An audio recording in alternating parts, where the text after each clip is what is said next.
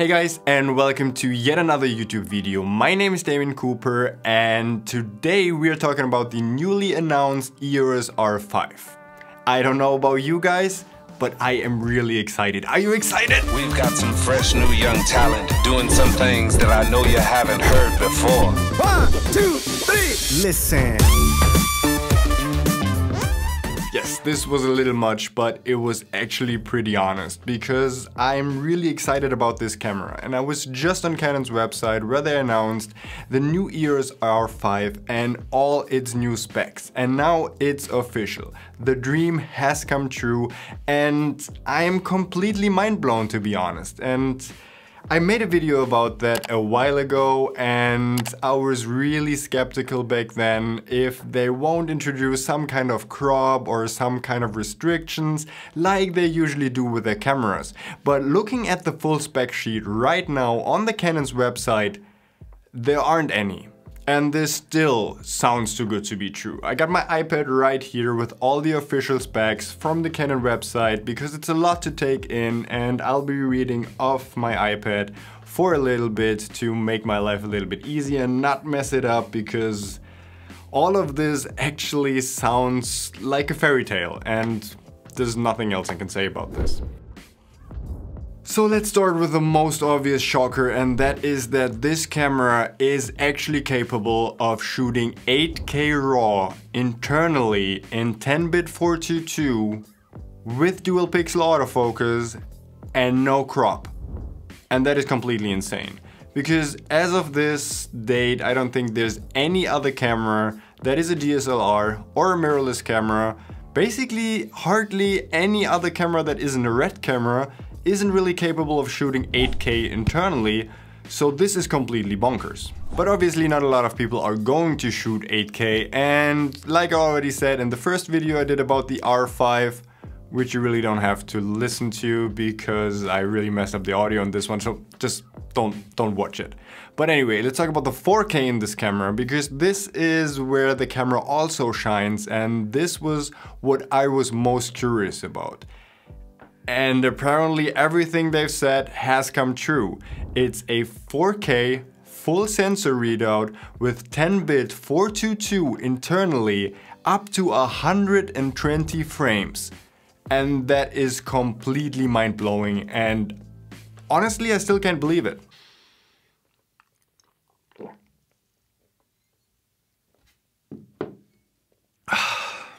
Up to this date, there still is no other camera that shoots 4K and 120 frames internally, full frame, that isn't a cinema camera. No Sony, no Fuji, no Blackmagic, at least none of the cameras that are out there right now that I know of, so I might make some mistakes here and there because I really didn't do proper research before doing this video, and this is more of a reaction than obviously a review because I don't have the camera. But I don't know of any other camera that comes even close to the specs of the EOS R5 right now. And shooting 4K at 120 frames internally with lock, no crop, with dual pixel autofocus, 10-bit 422 is completely insane, and for us in our production, the absolute dream come true. So that alone is everything we need. This is everything we've been looking for in a camera and wishing for so long, but there's more. So aside from all these video specs, there's also the photography side. We don't really know too much about it. We don't even know the sensor size right now, but we do know that it shoots up to 20 frames per second, which is completely crazy because this is on par with the Sony A9 or the A9 II and the Canon 1DX Mark III, which is again completely crazy. And the next thing is that it also has IBIS, in-body stabilization, which we haven't seen in any Canon cameras before that either. So honestly, this camera just has it all. But enough of just blindly reading a spec sheet, because now I want to give you my opinion and maybe compare it to other cameras and where I think that this camera will actually sit in the line of cameras and their competition. And I don't really have a too good answer to this because again, like my mind is completely blown. And so there's a potential project that we have by the end of the year, and this is a really big project, and currently we sold our C200 and just went for the EOS R because we actually were looking for a professional model of the EOS R lineup, and the EOS R5 is exactly what we were looking for. But since it was only announced and the project is already getting a little bit of track before that, we were looking for an alternative. And for us, we were looking at the Canon 1DX Mark III. So let's compare the EOS R5 with the Canon 1DX Mark III from what we know right now.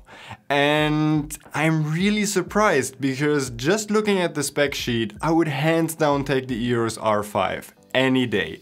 The EOS R5 has in-body stabilization, it shoots 4K up to 120 frames with autofocus at full frame sensor readout, which the Canon 1DX Mark III can't even do at 4K 60. So I don't really know what's going on here because it can't shoot this with autofocus at 4K 60 or with the 5.5K at 60. So why can the Canon EOS R5 do all these things and the Canon 1DX Mark III can't? So why would anybody choose the Canon 1DX Mark III over the EOS R5 when it comes to the video specs alone? Yes, the Canon 1DX Mark III shoots RAW at a little bit of slow motion because it shoots 5.5K RAW at 60 frames per second, where the Canon EOS R5 only shoots 8K at 30 frames per second and doesn't really have a slow motion option shooting in RAW. But then again, the Canon 1DX Mark III doesn't have autofocus when shooting 5.5K in RAW. So I don't know about you guys, but I would always hands down choose 4K 60 and 4K 120 frames with autofocus at full sensor readout over an either cropped 4K 60 with autofocus or a 5.5K RAW without autofocus at 60 frames that the Canon 1DX Mark III has. So when looking at all the other specs, the Canon EOS R5 seems to be virtually better at everything else. And the cool thing is that not only does it shoot 4K 60, 4K at 120 frames at full sensor readout with autofocus. Yes, I'm repeating myself because I still can't believe it. And I feel the more often I say it, that it might actually come true.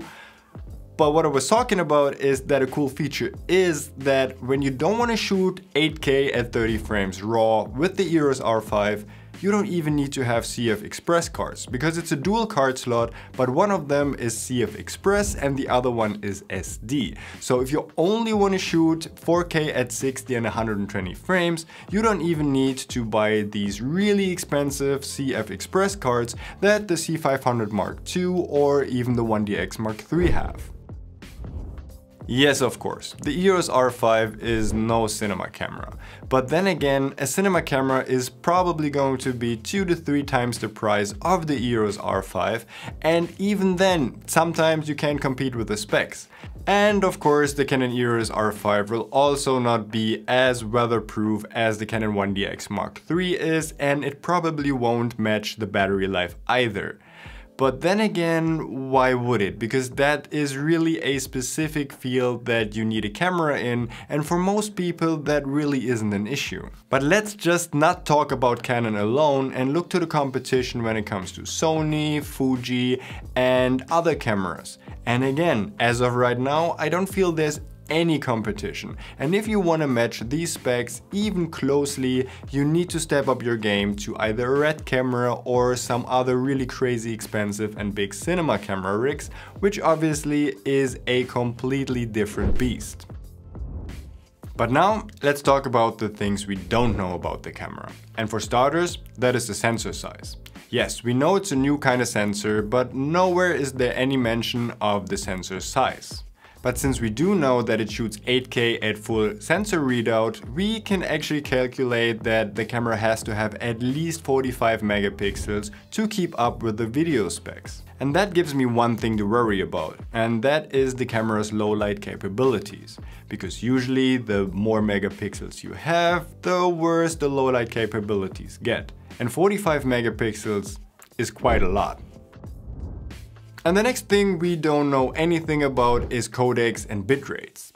Yes, the Canon shoots 8K RAW, but what kind of RAW is it? Is it the same RAW to be found in a C200 or C500, or is it the same RAW to be found in the Canon 1DX Mark III? Because there's a big difference in bit rates. For example, the Canon RAW Lite in the C200 and C500 has a lower bit rate than, for example, the Canon RAW in the 1DX Mark III. And I hope that the Canon RAW codec in the Canon EOS R5 will actually be Canon RAW Lite instead of just the regular Canon RAW that is to be found in the 1DX Mark III, but that will probably be too much to wish for.